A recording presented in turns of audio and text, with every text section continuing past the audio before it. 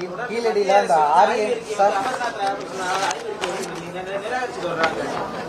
என்னங்க மத்திய அரசு அமர்நாத் ராமகிருஷ்ணனோட ஆய்வறிக்கையை தொடர்ந்து நிராகரிச்சுட்டு வர்றாங்க.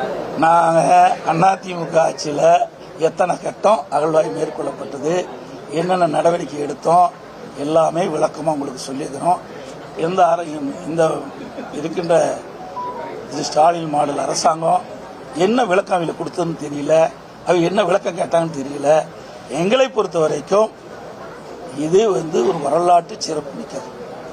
தமிழனுடைய பெருமை, தொன்மையான கலாச்சாரம் என்பதை வெளிப்படுத்தியிருக்கிறோம் அதிமுக ஆட்சியில். இதற்கு தான் சான்று சொன்னேன்.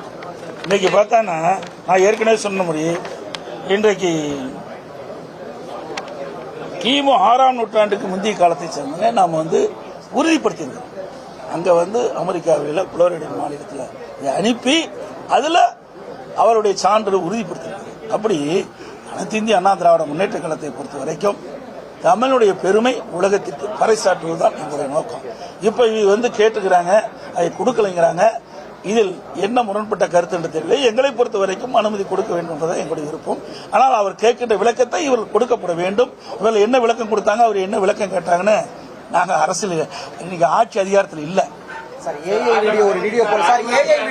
இருந்தாலும் இந்த கீழடியில் இந்த மாநில அரசு கேட்பதற்கு நாங்கள் துணை நிற்போம்.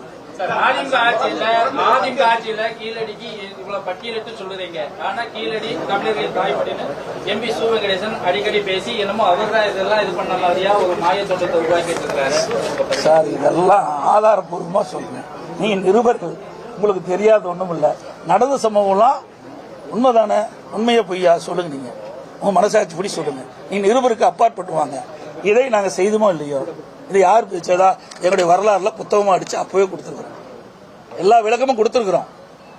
அந்த நூலகத்தில் அங்க எல்லாம் காட்சிப்படுத்தணும். நாங்க அதிமுக ஆட்சி இருக்கின்ற பொழுது தத்துரூபமா அந்த படத்தை நாட்டு மக்களுக்கு தெரிய வேண்டும் என்பதற்காக நாங்க அந்த புத்தக கண்காட்சியிலேயே நாங்க அதெல்லாம் முழுமையா என்னென்னலாம் அந்த அகழ்வாயில் கிடைக்கப்பட்ட பொருள்லாம் காட்சிப்படுத்தணும்.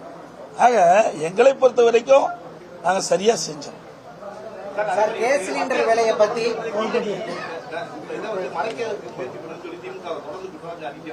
என்னங்க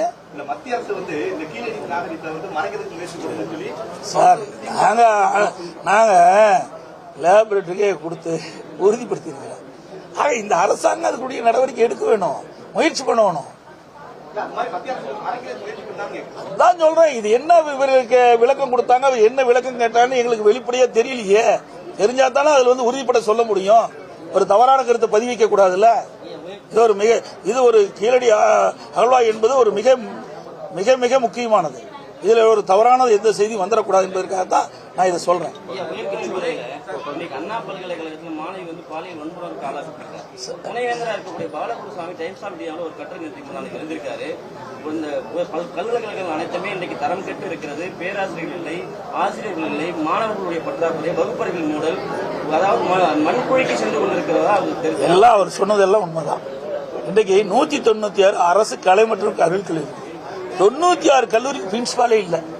அது எப்படி அந்த காலேஜில் நடக்கும்? காலேஜில் பிரின்சிபால் இருந்தால் தானே அவர் கட்டுப்பாட்டில் பேராசிரியர் இயங்குவாங்க. நல்ல தரமான கல்வி எங்கே கிடைக்கும்? நிறைய கல்லூரியில் பேராசிரியர் கிடையாது, மற்ற நிர்வாகிகளும் கிடையாது. அது சம்பந்தப்பட்ட நிறைய அதில் அந்த கல்லூரினா அது சம்பந்தப்பட்ட ஒவ்வொன்றுக்கும் லேபரேட்டரியா அதுக்கு தகுந்த ஆள் வேணும்.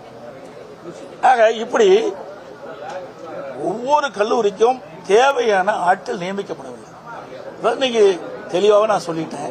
நான் ஏற்கனவே என்னுடைய பொதுக்கூட்டத்திலே சொல்லியிருக்கிறேன்.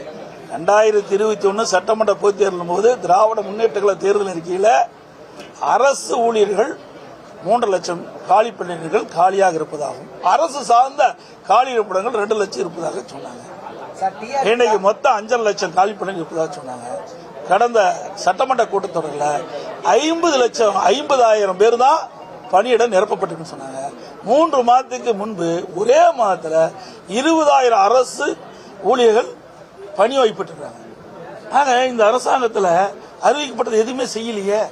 அவ்வளவு காலி பணியிடங்கள் இருந்தா எப்படி நிர்வாகம் சிறப்பாக இருக்கும்? அதே போல கல்லூரிகள், மருத்துவத்துறையிலே அதே மாதிரி தான். நிறைய காலி பணியிடங்கள் இருக்குது. இன்னும் டீன்லாம் நியமிக்கல, நீதிமன்றம் போச்சு, அதுல சரியான தீர்ப்பு கிடைக்கல, அதுவும் நியமிக்கப்படல.